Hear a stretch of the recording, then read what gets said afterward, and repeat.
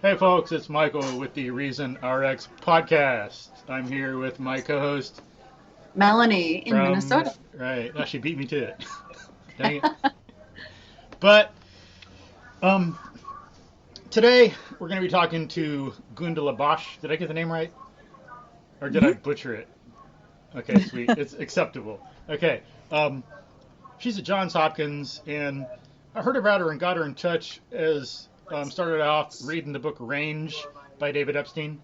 The subtitle is Why Generalists Triumph in a Specialized World.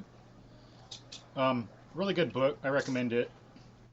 But it was discussing many different people and looking at evidence from different places, sports, education, business, and it discussed the R3 program at Johns Hopkins University. And so I got in touch with them and Arturo Casadevall and Gundula Bosch, and Gundula is gracious enough to join us. We're going to talk about the nature of science education, what we can do to improve it, some flaws in it. And I know this is relevant. I know from my own experience, I worked with one student, for example, when he took immunology in school, he got 102. And he said his teacher told him that's the highest grade she had ever given in 20 years at Texas A&M. So it was Texas A&M, good university, not just some pedunk thing. But I did not tutor him in immunology. It's like zero tutoring. The thing he learned was about the nature of science and how to do it. He learned about study skills and how to remember things and learn and memorize. He learned how to reason and how to be logical. There's still a whole lot more I could teach him, but even with what I did, he was able to apply that to this class and get 102. But it's not just academic. This guy also was able to defend himself against 3 veterinarians in high school about the proper diet for cats. So, of course, the vets trained by some companies, would say it should be like kibble or this and that. And he was able to do research, see what the nature of cats is like, see what they're like in nature, come up with actual proof that he was right. And he was able to actually, be confident against a vociferous vet that he was right and actually get the vet to be quiet. And he's also, he got 2 degrees, undergrad, biochemistry and genetics. And he, like a lot of professors, knew the work he did in labs. And so a lot of them would try to get him to work in their lab instead of where he was. So it's not just an academic thing. This is like good all around. He also did, I taught him how to do a squat, and he did the best squat his kinesiology professor had ever seen, and partly on that basis got an A. And the point here is not, oh, I'm so great, blah, blah, blah, look at me. The point is, this is what we can do with students. This should be the normal. I'm not a super genius. I learn from other people. There should be more widespread. If I can do it, other teachers could do it. It should be kind of more common. And we need to work on having these methods instilled in education and teachers in general, so it help our culture, help students, help in general. Anything to add, Melanie? No? Yeah. That's great. Thank you for the background on how you came to know Gundula. Cool. So, and it's come up with other students, same thing at Johns Hopkins, they're finding some similar issues. But Gundula, could you tell us about yourself and what you do and what your background is? Well, thanks, Michael, and thanks for the very kind invitation. I'm very honored that you are featuring us. So this is great, and we were really amazed how you found us. So this is very nice. So we were quite delighted. So so as you mentioned, together with my partner in crime, if you will, Arturo Casadevall. Arturo is actually the founder of the program. He came as a chair to us at Johns Hopkins in, I think, mid-2015, and he came with the idea that he wanted on a large scale reform graduate science education. And so basically, this is the reason why he actually left Albert Einstein College of Medicine, where he had been for long years. And he basically came here to say, well, I wanna have something different. I wanna make a big difference in the way how we teach science, particularly on the graduate level, but definitely also expanding to undergraduate and school levels, even elementary levels eventually. We are just starting, of course, with the area that we currently have our students in. So you need to start with some population at some point, right? Yeah, we met there when he was recruited to the school. I was already in the department, had a different function until that time. And at some point he stepped into my office and said, well, good morning, my name is Arturo Casadeval. I need somebody who can drop everything else they do and, start building a program in this fancy new project that I have. And besides, how would you teach critical thinking, right? So, and it happened that exactly by that time I had later in my life, although I'm a trained biochemist, originally from Germany and did research for many years, but focused a lot in the years before that encounter with Arturo on more and more on teaching and education. And I had just out of passion added a degree in education later in life, in my early 40s, and that focused on educational leadership and program evaluations. It was exactly what Arturo wanted, and so it just fell into place that we had similar interests. And, in the graduate education world, it is kind of not unusual to measure something as abstract as critical thinking. And so we have multiple ways how to, think critically about many different areas, as you just mentioned, actually, from your son as a prime example, right? So you teach skills and you think critically about certain areas, you apply those skills, and instead of training subject matter stuffing, you teach skills, right? And critical thinking is nothing else than a skill set. Right. So, and of course, you can measure that skill set like everything else. And so it's just not the normal way how we teach science nowadays, however it should be. Yeah. And so this is what we did. We started building the program from then onwards. So we, in beginning of 2016, we were able to carve out a position for me at the school with the great support of the deanship. And since then, I've been doing this full time, right? So, and we started with the program in early 17. So basically, it took me a year to start get the first courses off the ground. And we offer this across the entire school. So, school in this case is the School of Public Health, where we are based. However, our courses are open to everybody at the Johns Hopkins University. And as soon as I have a little bit more woman power in my case, so until recently I was doing this pretty much alone. We now have a little bit more support in terms of both we get more instructors as well as more administrative support, and mainly because we got more money, of course, for doing things. That we will also soon be able to offer a couple of those exercises and course modules in an open online environment, which is able for people outside of Hopkins. But we're not quite there yet, so don't nail me down to the exact month when we are able to do that. But so it's definitely in the making. Yeah, so this was our background of start. We started small, organically. We added courses on essentially what is good science and how to critically think and do science, essentially. Basically all skill-based, on the graduate level, focusing first on the life sciences because this is our base, right? We are an infectious disease and immunology department. However, we have other life science departments in the school, which is a bit unusual for a public health school, which is normally social science based. And our courses are being taken on a voluntary basis from students all across the board and all across different disciplines, from the social to the economic sciences, the life sciences, which we are part of, to environmental sciences. And recently also, because we expanded across the divisions, engineering and technology as well. Yeah, so that's actually a wide range of students. Not, of course, all courses from the same population, but we have quite a bit of a population together, which is very nicely diverse, and the students very much enjoy the interdisciplinary aspect that comes with that. Yeah, very important. But and what is your personal background? What are your degrees? Where'd you get them? I'm originally from Germany. I've been living in the US over 15 years. Originally, I studied biology, did my PhD still in Munich.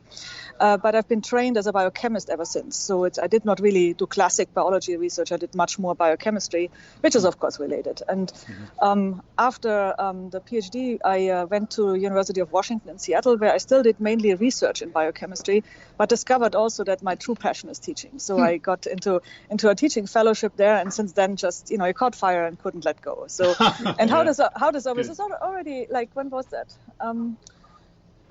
This was between 2006 and 9-ish, around that area.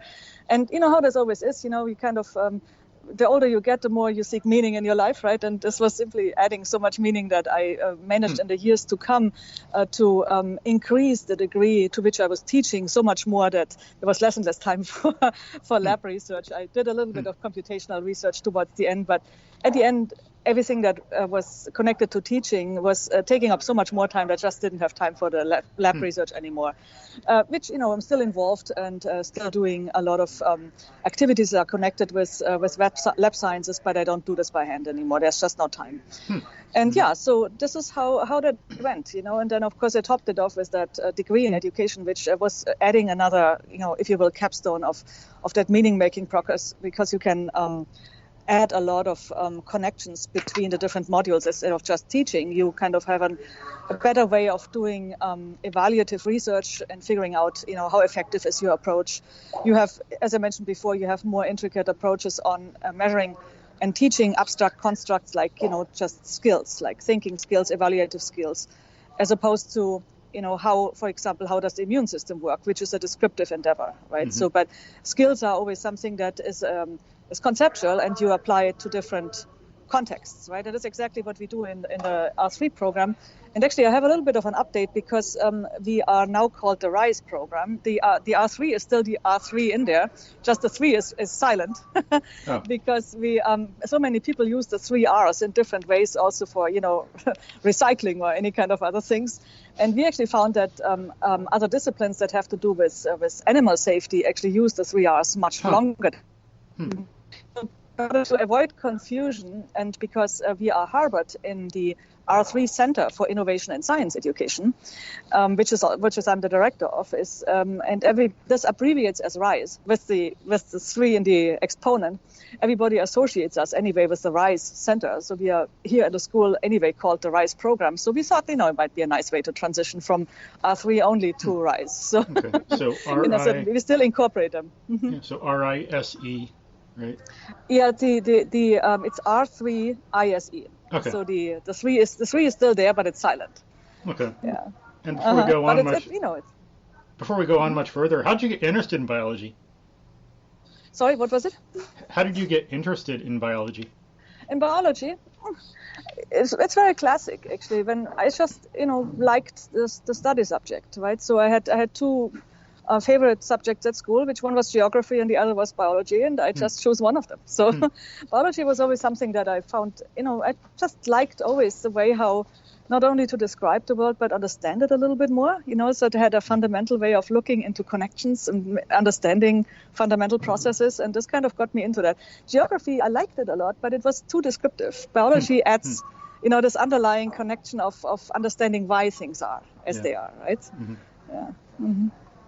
Did you live in a rural or city when you were growing up, or did you run around in the woods and stuff? Or actually, no. I'm from Munich. I'm pretty urban. Okay. It was a very classic, urban childhood. So my parents are actually not scientists. I'm a first generation. So we have this actually a lot in Germany. We have quite a few people who are not coming from academic backgrounds who are in academia. This is something that is not very uncommon.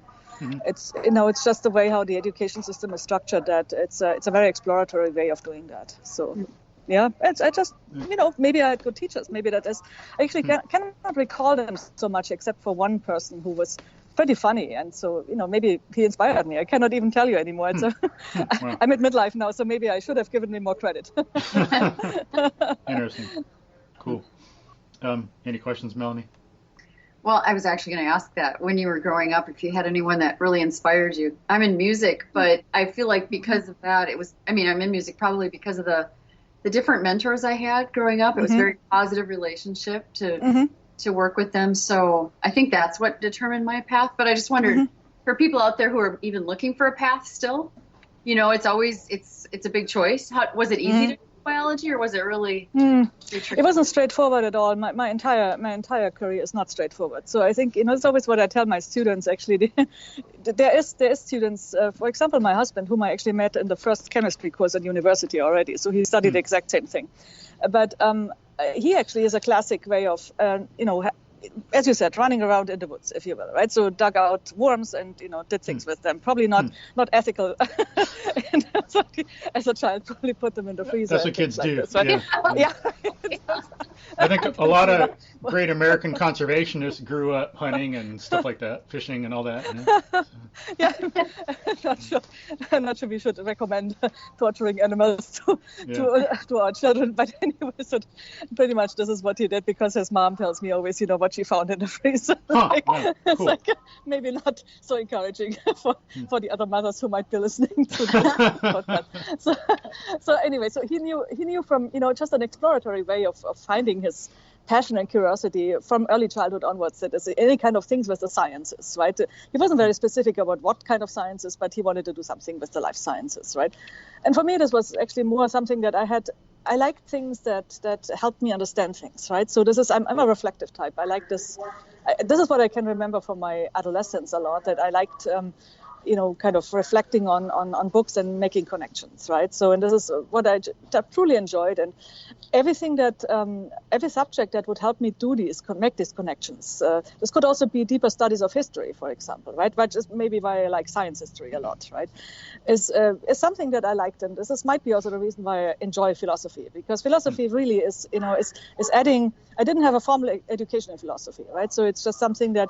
Philosophy, the strength is there. It teaches you a lot of concepts that are overarching, right? It's an abstraction of certain things, and these concepts can apply to whatever, right? And so that's something that I enjoyed a lot. So, and I didn't come natural at all, not at all. Mainly also because my background from my home is not at all academic, right? So there are no academics in my family actually, and my parents were always, very good at letting me do whatever, I was interested in, but. They were, first they would have never told me what to do, right? So it's like they're just not their nature. They would be supportive of whatever I wanted, but it was for me to find out, right? And so this finding out process was not straightforward at all. Now I'm actually, believe it or not, I'm a banker actually. So I directly after school I did not study. So I went into. I don't know whether you know that the German education for bankers is a formal education of a dual degree kind of study. So you do practice as well as some kind of study. You get a basic education in economic and finance. It's a 2-year education. And then you also learn in the bank. This was something that I think might have been suggested but not enforced by my parents, by something in the beginning which I just thought like, okay, well, adding something that's rock solid.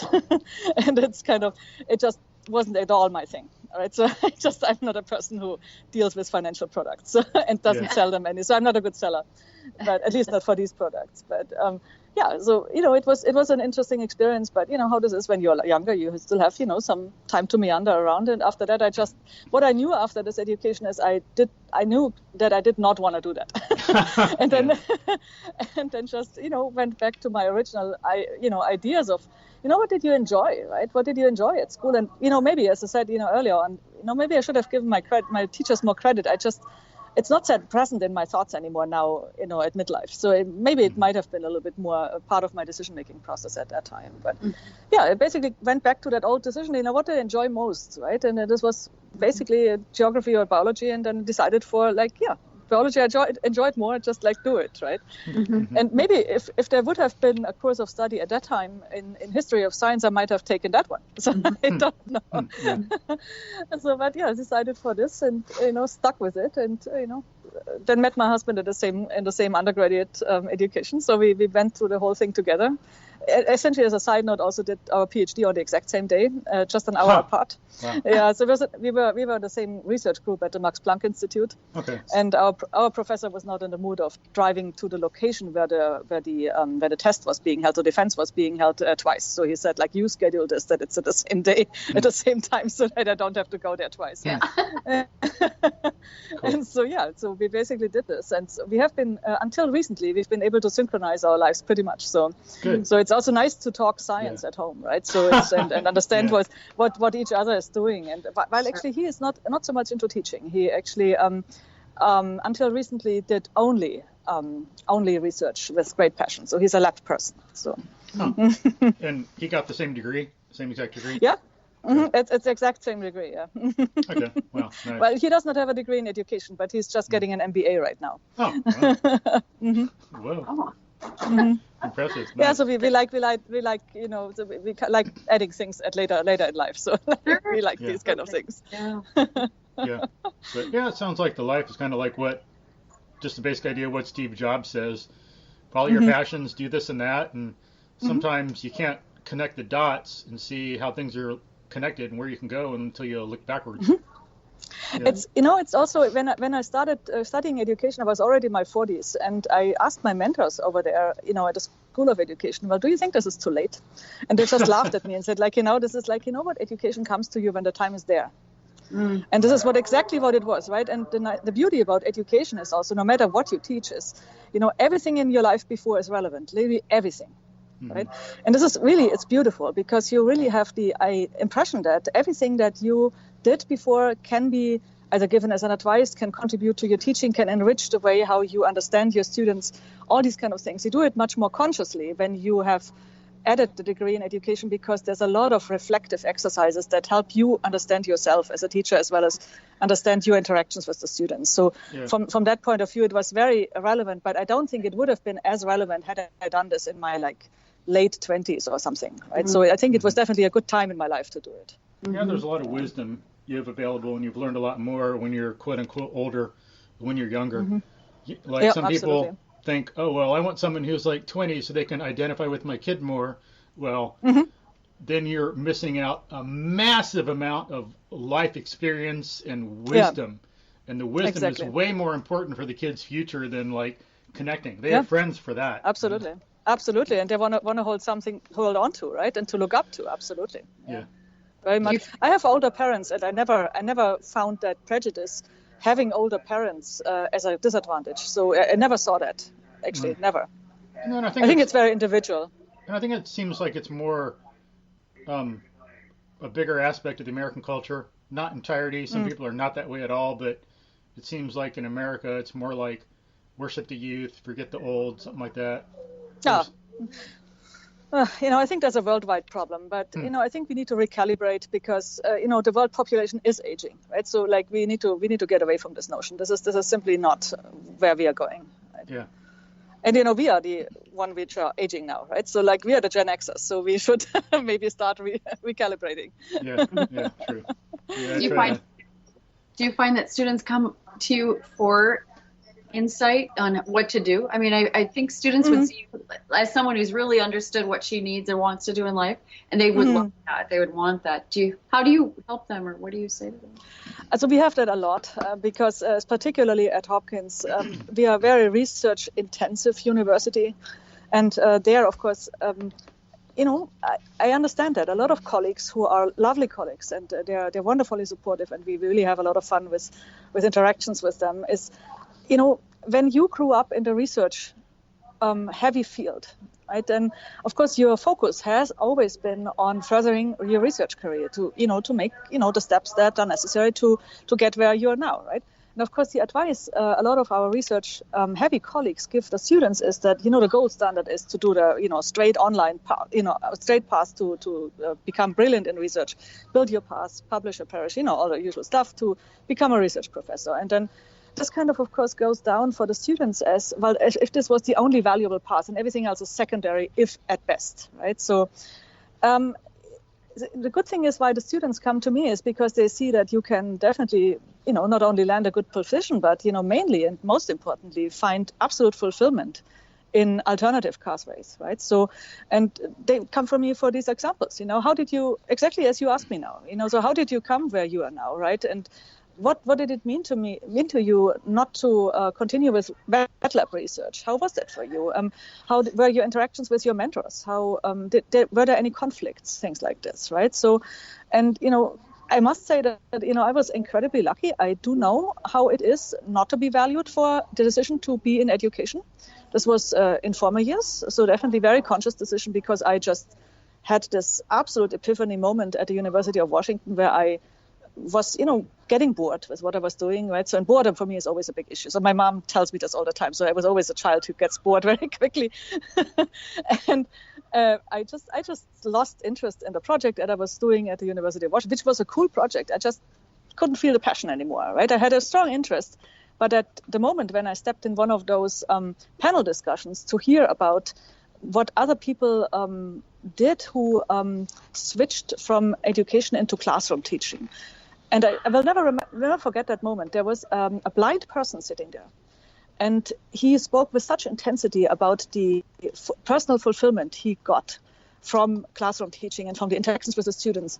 And I was thunderstruck. It said like, yeah, why did I not understand that this was what I was looking for, right? So I understood the difference between the strong interest that I had before in research, or in doing wet lab research, I must say, and the absolute passion I had for teaching, right?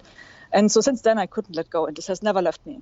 So no matter, sometimes of course teaching also has its, it's moments that are a bit, strenuous, and sometimes also you have successes, and sometimes we have things that don't really go down well in education. Okay, well, fine, but still, it never left me, no matter what happened, right?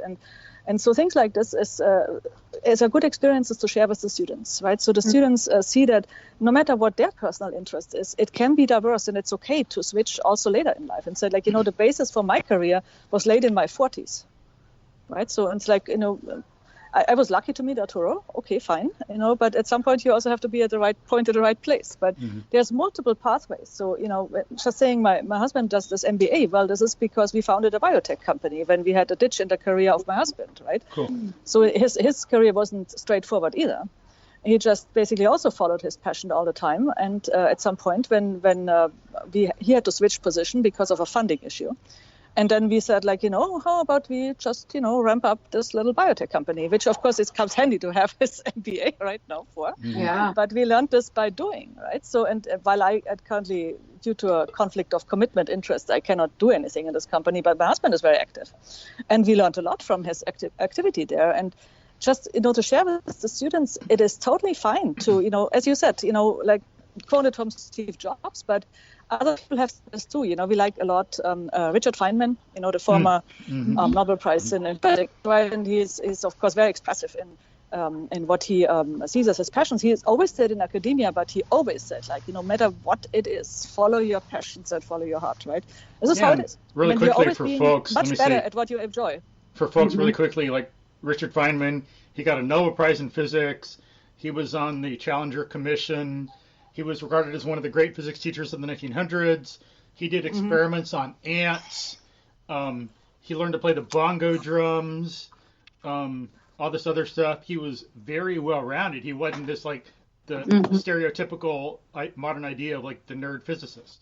No, not at all. No, yeah. Very like personable person as well.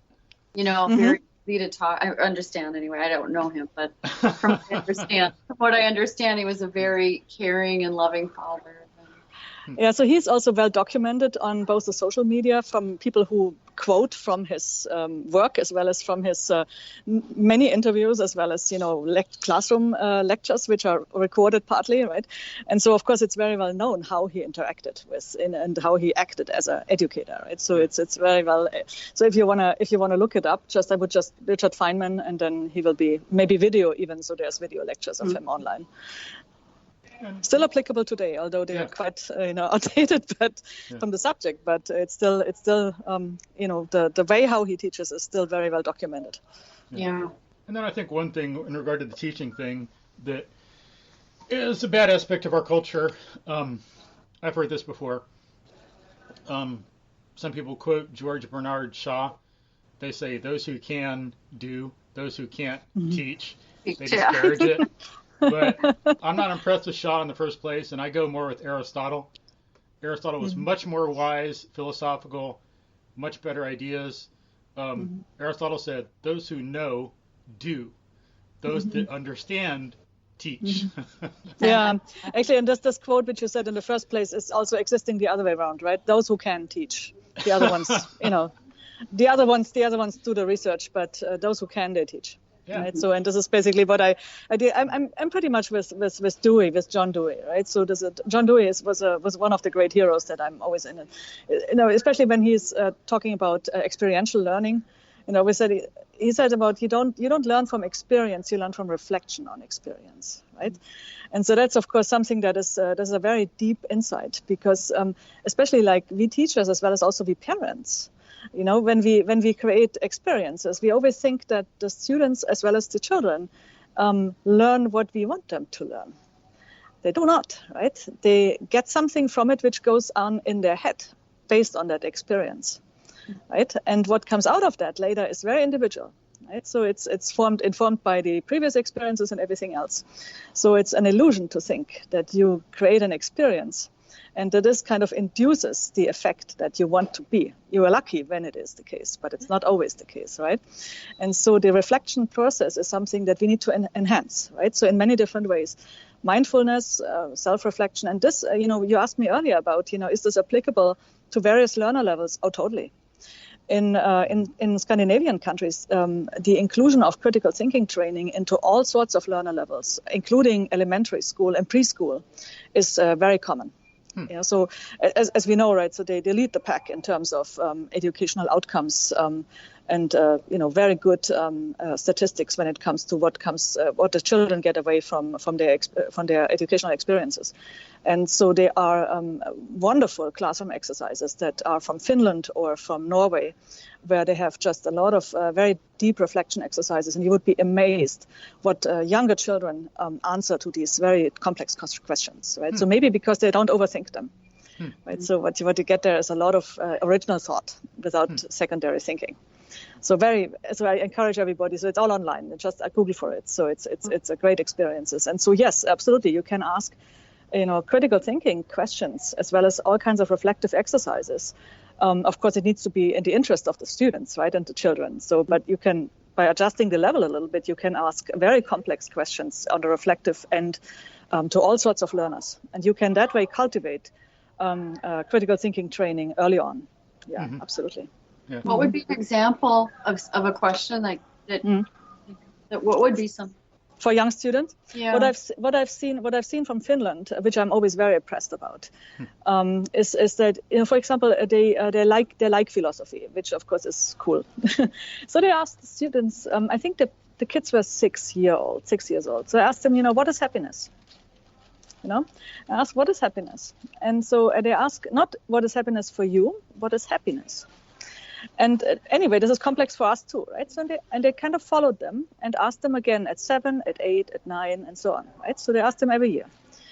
And so the answers became significantly less, I wouldn't say meaningful, but less original the older the students got, just because there was so much else going on in their head, right? So you almost get the original ideas to values and to genuine feelings much more, how shall I say, undisturbed, right, at early age. So a very interesting baseline measurement, if you will, right? So they asked them interesting. I would encourage just to go online and look at them. And of course, they don't torture people with kind of philosopher stuff, right? So but they asked them the important question. Also, very interesting questions that are being asked for younger students is ethics. Although ethics is not an easy topic, right? So and of course they wouldn't throw young people into ethical dilemmas, right? However, you can ask questions about values, right? So, for example, just think at the Generation X now, Generation Z now, with the climate change and the Fridays for Future kind of movement. They think very deeply about values. So, for example, do we have a right to destroy the environment as a common good for the next generation? Of course we don't, right? But these are deep values which I have rarely seen in current student generations. I see this a lot in the Gen Z, which is currently, in school as well as early ones of them entering colleges right now. But it's a very reflective and very active generation, which I'm very impressed about. So I think these people will be prime targets for critical thinking. Mm-hmm. But yeah, and regardless, it's like you should want to take care of your kids and provide them the best environment you can. So whatever that is. Oh, that's our job. This is our job. That. Yeah. That's our job as Gen Xers, right? Yeah. And I like the point you make. Like everybody else, John Dewey made some mistakes, like every single person in the world. Einstein, Galileo, even Galileo, he didn't know about electromagnetic forces, so he tried to. He thought that some things were held together by vacuum. He tried to get the concept of vacuum and apply it where it didn't belong. Everyone makes mistakes, but there's the idea of, like, Dewey can help some people get away from Plato and make sure you're being experiential, focus on experience and process things. Think about, and then think about, okay, well, what's our nature? How should we process things? What is logic? What is the human way to process things? And so you got that broader perspective on the need for critical thinking and all that. Mm-hmm. So what else, like, can some teachers and parents do to help their kids develop some of these critical thinking skills? So maybe they don't need some, like, the R3 program when they get older because they've already had it. Can I interject jump in there quick before we get to that? I think I'd like to know why we even need this program. I mean, what's going on that they're in college, graduate studies even, and they're not cutting the mustard? I mean, what's going on? Yeah, so I think you mentioned it early on already, Michael, when you introduced the entire topic. I think you mentioned early on that your son was not learning specialized skills, but he learned to think. The student I tutored, not son, yeah. But yeah. All right. So yeah, exactly. But that example which you brought was that the skills were in the focus of the teaching and not the subject matter. Right. Mm-hmm. So you learned the subject matter through the skills. Right. So of course you used subject matter, but it was not on the knowledge level. It's on the application, analysis, and evaluation level where he learned. Right. And so that's a higher way of learning. What we do currently I wouldn't say all schools, but still in the wide majority of schools, is unfortunately we produce specialists, right? And this is where it comes to, the original idea when you said you had come to the notion of making our interview because you read in Range that generalism is an important skill. Absolutely. And this is what our very dear friend, actually, David Epstein, who came to us for an interview, cool. He came to that idea that he himself is a generalist, and he learned this through his own career path. I think he mentioned this in his book, how he came about to the conviction that generalism is something that brings you further, right? Knowledge nowadays, knowledge is on our cell phones. I mean, knowledge is on Google. However, thinking skills, they don't expire. This is something that the National Academy propagates since many decades. It's just that we seem to have not integrated this into the school system and not in the undergraduate and in the graduate studies system. We create people who are highly specialized in a very limited area. This is important to some degree, of course. If you, for example, in a PhD program, want to do deep investigation in a certain area so that you can, for example, I'm just making an example here, you can develop a vaccine. Right? Sure, of course, you need to develop expertise. You need to have a significant amount of knowledge and in-depth insight in order to get your studies to success, right? So absolutely. However, what is that worth if you cannot put your studies into a greater context? If you don't understand, for example, that one particular component, like, for example, in drug development, this would be my field of research that I originally did, might be also applied to a different organism. So that way you would be wasting research money if you cannot apply what you were developing to something else. It's just one example. There are many ways of thinking that way. You can transdisciplinarily apply many things to many fields when you can abstract. And the way to learn about abstraction is the critical thinking training that not only we do, but that, for example, a certain philosophical underpinning to not dogmatically, but in a very applied form, a philosophical underpinning to learning and thinking science in a very broad sense, teaches you to do. So you can abstract certain foundational elements of what you're doing or all kinds of principles in life and apply them to all kinds of scientific contexts. And science is something that we see also very broadly. Science is not only life sciences or physics or chemistry. There's all kinds of scientific elements in many things that we do.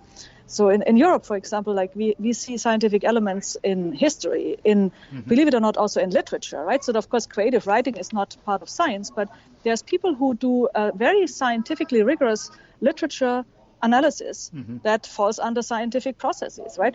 And what this has in common is the desire to add new knowledge. And for this, you need rigorous methods and critical thinking training, right? So you abstract certain methods of rigorous research training to various contexts, and you add knowledge and to, kind of make this known to the public. And for this, for example, another notion, because we mentioned why do we need those skills? Just think about how specialized we are. Unfortunately, also has the consequence that we are not able to communicate well. We are terrible at science, to communicate, especially. So even if it's, especially to the public, but even if it's a little bit outside of our discipline, we are already kind of making things so complicated that we cannot really, not even, have a good dinner conversation, right? So it's very well known that, very specialized scientists ruin every dinner conversation. And this is something that Arturo always tells, so I stole this from him. But he had many really, unpleasant evenings, which he said, so with people who just could not talk about anything else than exactly their lab experiment, which is, of course, not very interesting. And so, and so it's, we need to stop being super specialized and understand things in bigger context and think broadly, critically and broadly. And, a lot of educators, which I'm touring basically the globe with this program, and I just basically came back from Madrid, which was absolutely cool and wonderful visit. And the week before I was in Harvard, actually, and there were wonderful people there. And everybody asked me, do you actually sacrifice depth for breadth? And actually we don't. So actually we don't. I think we've shown that we can have both. We can, our students are definitely adding significant subject matter expertise through their studies, but at the same time they preserve this broad way of thinking outside the box and thinking broadly across the disciplines. And I think both is necessary to do good science. Yeah, and if we look at it, instead of studying science the way it's done now in schools, where it's just a bunch of applied math, you learn something that someone tells you, and then you do a bunch of word problems, then something else and a bunch of word problems. If we looked at the history of science, it'd be much better. So, for example, some of the stuff you're saying, science would not have developed, and we would not be where we are if not for the connections and the interdisciplinary stuff. That's exactly what Newton did. Terrestrial mechanics and celestial mechanics used to be regarded as different. They were totally separate fields, but he showed that the motion on Earth and motion in the heavens were unified physics. And so he brought terrestrial mechanics, celestial mechanics, mathematics, astronomy all together. Or Darwin. How did he come up with evolution? What was that book he read, about population dynamics, And he studied insects when he was in school. So he's putting fields together. Exactly. He was one of the prime examples of a transdisciplinary, broadly educated person like Einstein as well as Marie Curie, right? To name a woman in this case, right? Yeah.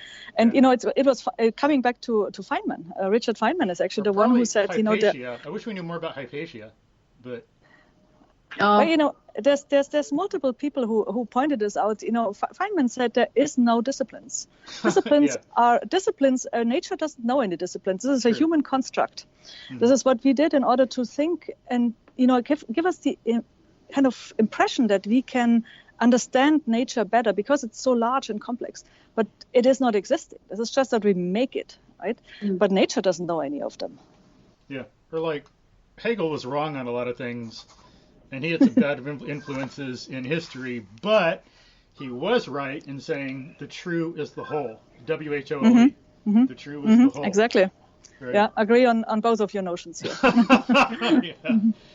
But, and then to kind of add a little more to that, segue off, talking about the need to communicate. That's another thing where people should develop. That helps people think better and communicate with others. And I think it was Feynman that had, if I remember right, he's the one that had the idea that if you understand something, you should be able to explain it to a bartender. Mm-hmm. I mean, it's not quite right, because exactly. some things are complicated, but just the general idea, I think, is like 100% legit, you know? I think this is a nice segue into what you had asked me earlier about what can you do basically, what can parents do with their children, and what can you do on the school level. Exactly that. You know, I think if we all start with communication, then we already got a big step further. I think it might have, you asked me about, early influences in my life, might have helped me exactly the fact that I'm not coming from an academic household. So when my parents are, my father is a retired person from the military, and my mom was a bookkeeper. They're both a bit older. I mentioned that I have older parents, so they grew up during the Second World War. They were children while the bombings came, and so basically they had no time for any kind of bigger education, because after that, everything was destroyed. So they learned what was necessary to try and make a living, right? But they were always curious. And maybe that curiosity is something that kind of I inherited. I had the fortune of being able to live, because they were always very nurturing, right? So maybe that's the reason I developed into a rock solid humanist, right? So that kind of was that's what the R3 program is we are humanists in this program. So we let our students kind of venture, right?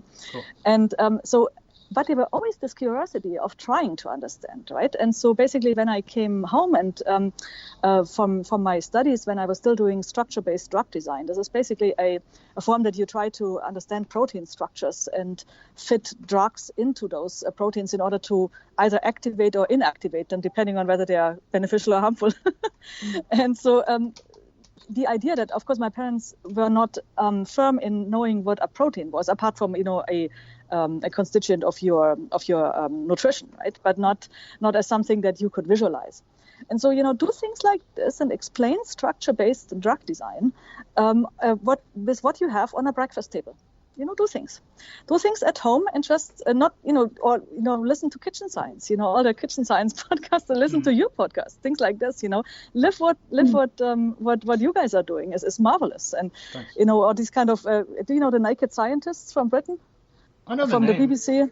They're amazing. They're amazing. They are wonderful. They're a bit hard to understand because they have a really strong British and Scottish accent, but they're amazing people, and it's very close to people, down to earth, and try to communicate what you are doing in science to people who are not in science. Be this family members, be this friends. I mean, I think one of the nicest office hours that I once had is when I was still teaching a little bit more hardcore biochemistry. So definitely not a critical thinking course, a more a subject matter course, but it was one of my earliest teaching assignments that I had at a different institution. Is that at some point the students visited me for understanding the mechanism of a big macromolecular machine, and it was very difficult to understand for them. And I just was surprised for them coming in, and I didn't have my material. I had basically nothing there, not even a textbook. And I said, they wanted to understand the mechanism of one particular bigger enzyme that is composed of many different proteins. And then all I had was 3 bars of chocolate and a shopping bag. Okay. So, and then, basically you fold the shopping bag that it's kind of resembling the structure of that, the overall structure of that enzyme. And the enzyme was making energy. Right. And so basically the chocolate was the energy, right? So they did this by turning around in a circle, always by 120 degrees, So basically what you do is you fold the shopping bag in a triangle so it can always make, 120 degrees, and you turn it around in a circle. And each time when it hits one of the hands of the students, it kicks a chocolate bar out, right? And of course that you can imagine how popular that method was. Oh, wow. Because chocolate works all the time, right? No matter at which age group you apply that. So and things like this, it's great fun, right? I would also highlight in terms of what we can do in order to get a start into doing science more on the basic level, as well as onto practicing communication skills. I would highlight civic engagement projects.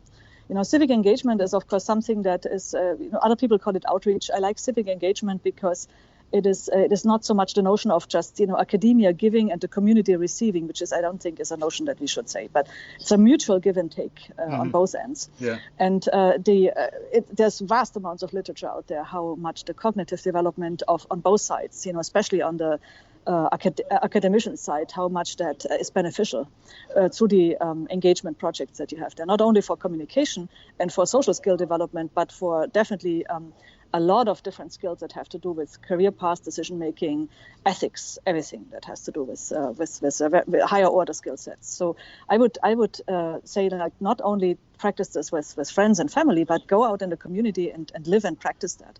And then, I think we also can draw more people into the sciences, because I think you create a lot of passion, right? So and also in a very, very diverse manner, not only for one specific area of science, and very broadly.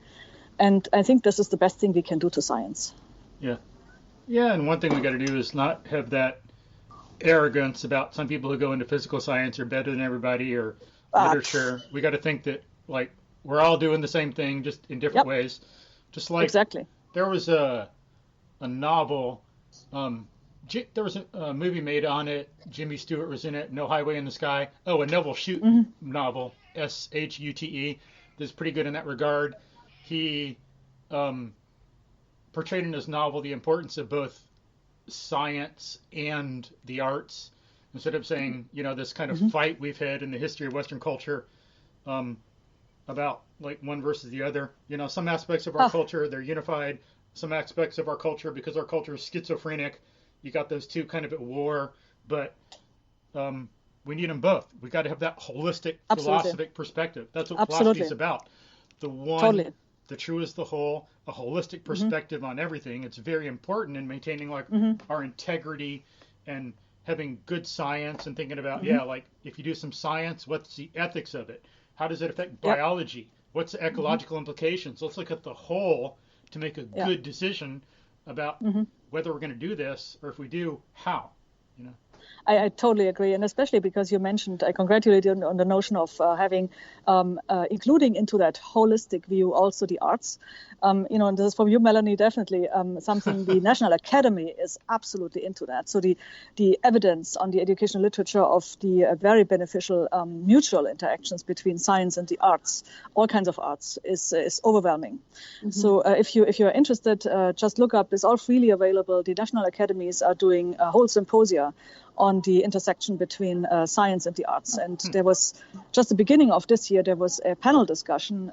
Since I'm from public health, I was at a conference for public health sciences, but the head of the National Academy of Medicine, Victor Zhao, as well as at that time still the head of the Smithsonian Institution. So not just just definitely some of the leading people in science and science education actually had a panel discussion, and said how important it was for their own education, as well as what they observe in many different institutions. For example, how beneficial it is for the reforming of medical education as well as science education to have the intersection. And you wouldn't believe how many creative approaches are out there just by the inclusion of various forms of arts into education. So I have a very dear friend who teaches anatomy and physiology, to connect it with drawing and with arts, and you wouldn't believe what this is, what creative process this is, and how much better the students learn, understand, and make connections about the functionality of the human body. It's just absolutely amazing. That's what we need to get back to. Yeah, sorry, go ahead. So, and really altogether, I think all of these approaches that we highlighted before, right, and this deeper level of understanding this can be sophisticated ways of critical thinking training. This can be very basic ways of critical thinking training and communicating things and constantly practicing. I think that's also important, right? This constantly interaction and practicing, not only in insulated approaches and immersive experiences, but really this continuous practice. And this can maybe also continuous passionate practice will help us to make science a better place, right? And then also, remove all the different, or reduce at least, the different problems that we have in science, right? With, the reproducibility problem that we have, all these kind of different issues with over-specialization. I think all of these will gradually diminish, and the more people we do that, of course, the more effective we are. Nice, yeah. And speaking about the art and science thing, I think that comes up in the book Range. I forgot the exact details, but it talks about, I think, people who win Nobel Prizes, and they have like a 3 or 20 times higher rate than other scientists of being interested in arts or playing an instrument or something like that. Yeah. Or when you don't have to be super skillful in this, you just the passion for it, right? So even if you're a person who enjoys going to concerts, that alone is something that enriches your mind, right? Yeah. You said there was an academy that was putting that a symposium, or they're going to have it on?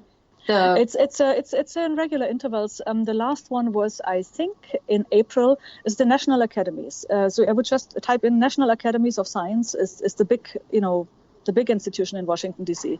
And they have material for the graduate level, for the undergraduate level, as well as for the school level. They have all kinds of things, sure. And it's all freely available. It's taxpayers' money, so it's all there.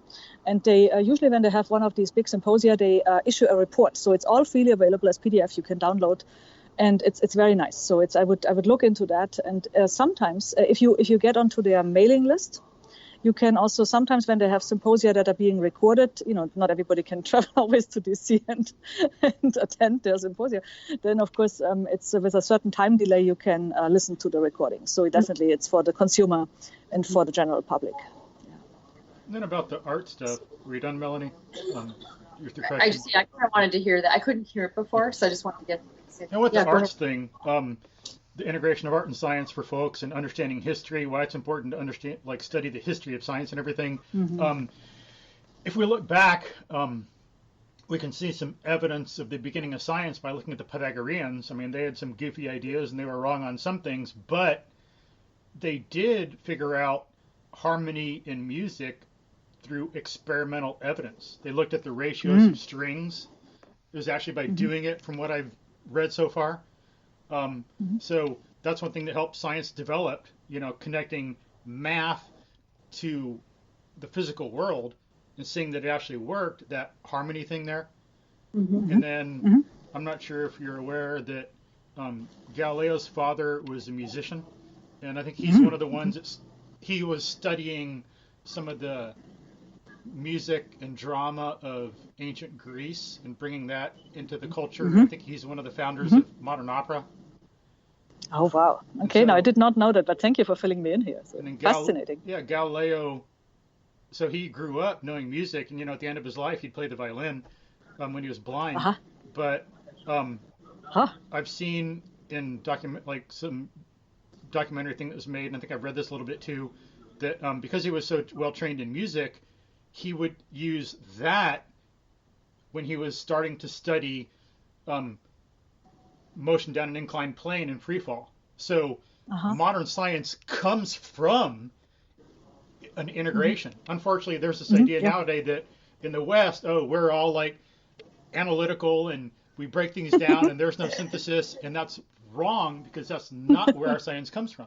Galileo, he knew exactly how long it took to make certain syllables and sing, and so he'd have some strings on an inclined plane. He'd release a ball, it would roll down, and he knew from singing whether it was a second or not, and he could tell that the time was getting longer, and then he could start to use a water clock to actually time it.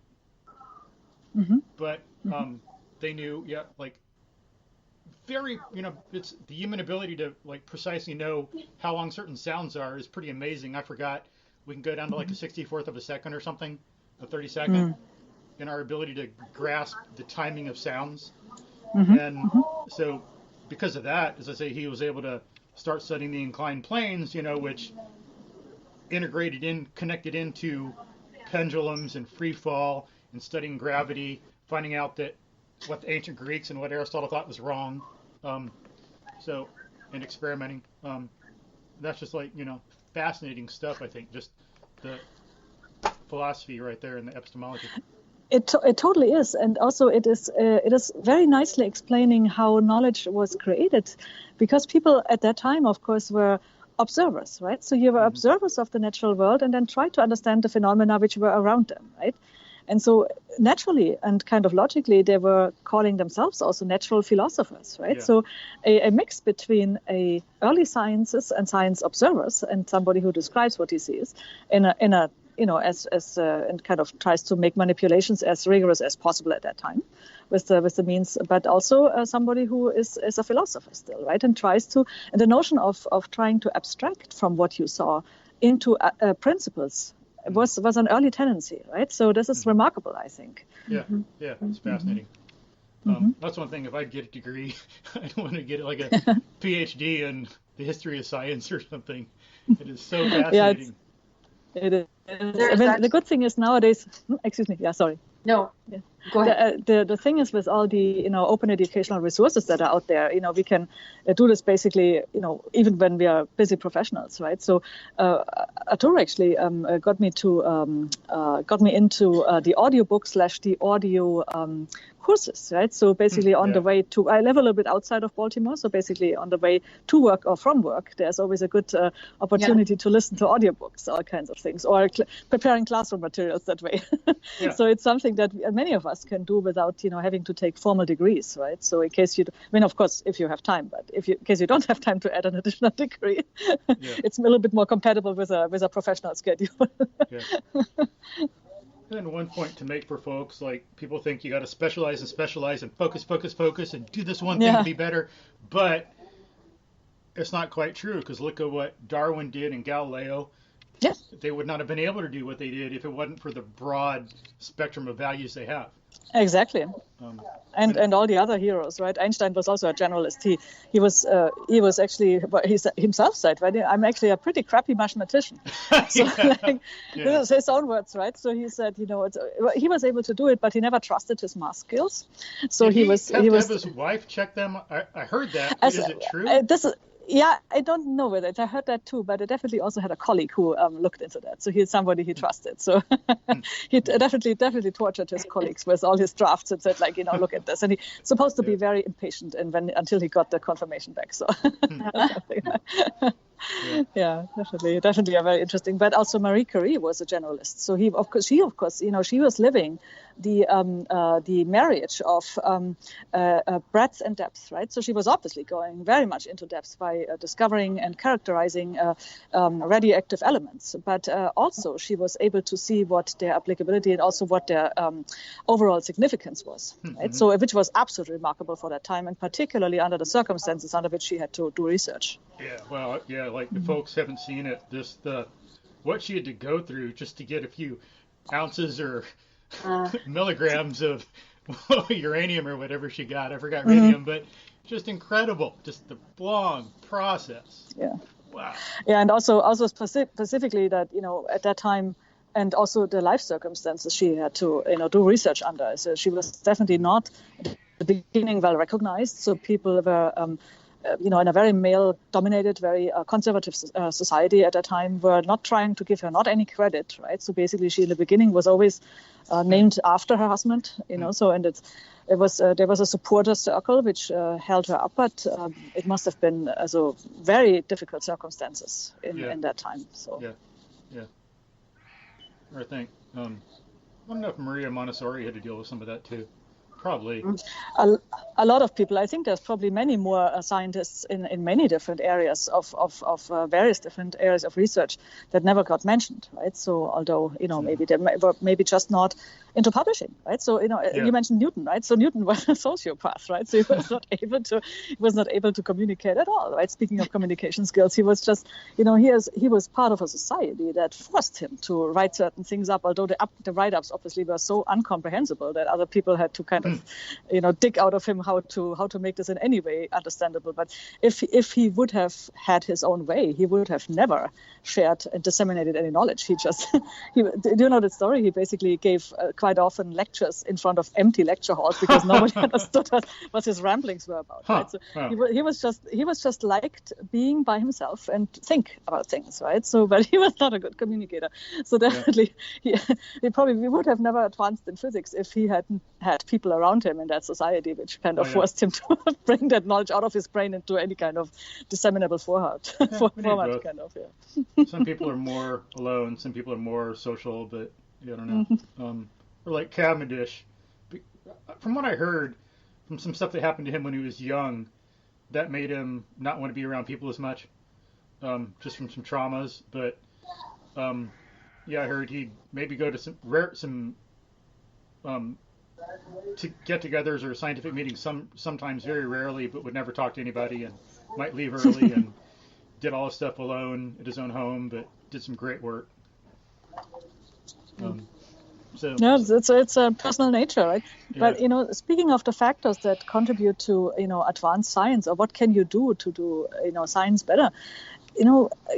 Science is a community effort, right? So science has never been a lonely effort. Of course, there's some discoveries that initially are alone, but they either get never discovered or, get discovered late or kind of shared late. So science is always something that lives off the community, and the community is a corrective, right? So that also means that you have other people around you who give you feedback, right? Give you feedback and insight, right? So, and this is why we need to, really, in my view, start with the communication skills, right? Mm-hmm. Because it's not only a means to make us interact better with others. It is not only a way to transmit our passions or gain new passions, gain new insights, further our curiosity. It's also a way to figure out whether we are wrong with what we are doing, right? And should perhaps correct our path. Right? Yeah. So it might be that our understanding is not correctly, right? So, it's just because we like to seek knowledge doesn't mean that we are doing the right thing. Yeah. Right. Also, especially when you talked about, and we talked earlier about the impressive approaches to value education in Scandinavian countries. Essentially, this is early forms of ethics, right? Although ethics is a very difficult topic, but children and students are not afraid of ethics. This is a little bit more of a parenting approach that we try to protect them, but actually they're not afraid of ethics. And when you then later on, when you ask ethical questions on the college and graduate and postgraduate level, there's all kinds of questions that we definitely need to ask ourselves constantly while doing science. Like, so for example, you mentioned epistemology, right? So where does epistemology clash with ethics? Quite often, right? Just think about germline manipulation. Humankind is currently able to manipulate germlines, right? So, and it's being done, right? So, and, question is, should we do everything that we can do? Could you say that again? Gundula, I couldn't hear what. Should we say everything that we can do? Is basically where epistemology means what the power that comes with knowledge creation clashes with ethics, right? Ethics is asking you to reflect whether what you're doing is the right thing, right? So, and this intersection between epistemology and ethics tells you, well, think about whether everything that is in your power of doing is the right thing to do. Usually there's not a clear-cut answer, right? There's not a 0 or 100% answer. There's a gray zone in between. But it also means that we need to think about this and we need to discuss this. Speaking of communication skills and speaking of the importance of a community. Because, of course, in that community there will be many different views. But we need to engage in this discussion process. And this discussion process is super important for advancement of science. And also creates that community feeling, right? That we as a community need to advance science, to make science better. So no individual can advance science. We need to do this together. And so, of course, that way you need to be able to live with controversial views and you need to be able to discuss, right? So like giving you an example from my own school, we, of course, as a public health school are very much into vaccinations and, kind of eradicating diseases. But as you know, right, a lot of people are against vaccinations. So then there's a way to try and figure out what are good communication strategies to deal with an anti-vaxxer campaign, right? So, and to work with the stubborn arguments that, allegedly vaccines cause autism, mm-hmm. which is still there, right? So, but, and it's a stubborn community. Mm-hmm. And by the way, this is an amazing animal. What kind of... Oh, thank you. What kind of... Is this a cat? Yeah. Oh, yeah. No, this is a tiger. This is not a cat. Yeah. Cool. He's good. What's his name? Prince, like king, of course. queen, prince. Of course. What else could it be? Yeah. He can actually... So, folks, we're looking at my cat right now. He's actually amazing. It's like, a lot of cats, you try to put a leash on them, takes a little while, or... I recently got this like kitty holster thing. He took to it like nothing. A lot of cats would just reject it, run. They'd get it off their back. This guy is so awesome. I put a kitty holster thing on him, put a leash, and he just learned. It's interesting. This is again where we got to apply science in more areas and realize it's not some abstract academic thing or cold-hearted thing. We got to look at cause effect and see how mm-hmm. is this animal acting. I'm noticing mm-hmm. how he's learning really quickly in certain situations. Like he used to like to go onto people's porches, but I don't want him doing that. So I stopped him like once or twice. He learned from once mm-hmm. or twice on me tugging the leash not to do that. where there was some area he wanted to go in, and I've stopped him, like tugged on the leash a little bit once or twice. And so when we're out walking, he doesn't go over there. It's just amazing how quickly they learn and how. If he wants to, right? So your cat probably chooses to learn, right? Just like people, same as people, yeah.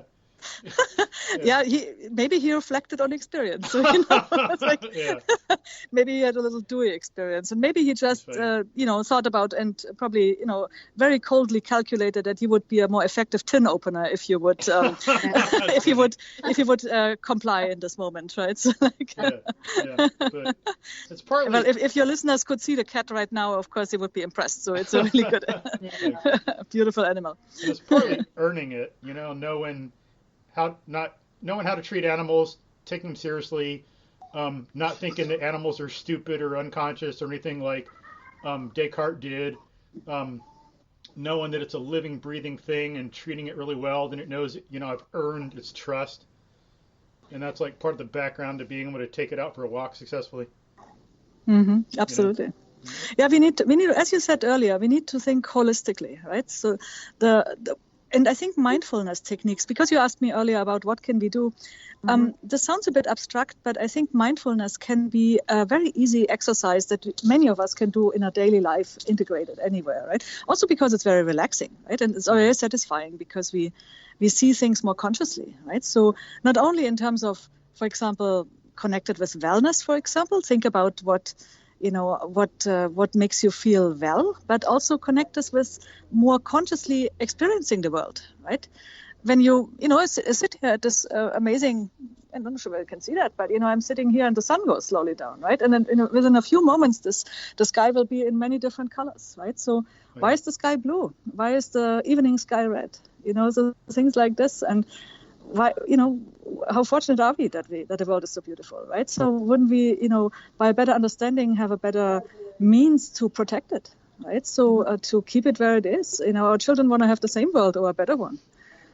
And so, all these kind of things, we need to understand the bigger context much better in order to become effective at the big questions that are up for us to answer, right? So, mass epidemics, climate change, global protection, poverty, scarcity of resources, water, food, kind of overpopulation, all of these things, nothing of that can be solved by one single discipline, research group, something. This is all something that needs to be done systemically.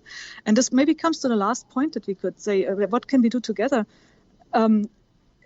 Science is a community effort, and also a place where communication is important. What is also important is our social skills in terms of teamwork, right?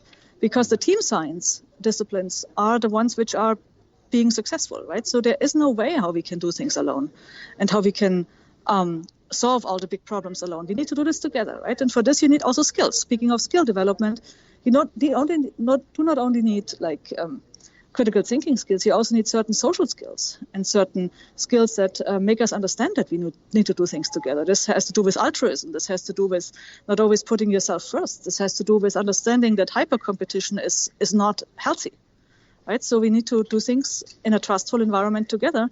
And these are experiences that we need to provide our students with. It's not something that comes naturally. Naturally, humans are territorial and protective, like your cat. Like cats are territorial, right? And if fear normally teaches you to be protective of what you have. So, but it has also been shown in nature that there is a evolutionary advantage within a population of altruism.